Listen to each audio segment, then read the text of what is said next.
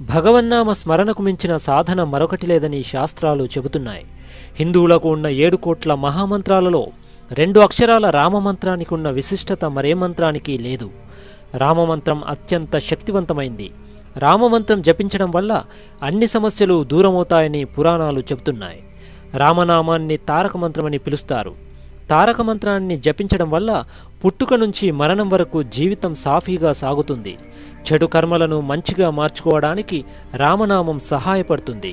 అందుకే అత్యంత శక్తివంతమైన రామనామాన్ని జపిస్తూ ఉంటాం. నిజానికి రాముడి కంటే రామనామమే గొప్పది. అసలు రాముడితో పుట్టిన రామనామము రాముడి కంటే ఎందుకు గొప్పదైంది? అంతటి మహిమాన్విత శక్తి కలిగిన రామనామం విశిష్టత మరియు రామనామం గొప్పదనం ఇప్పుడు తెలుసుకుందాం.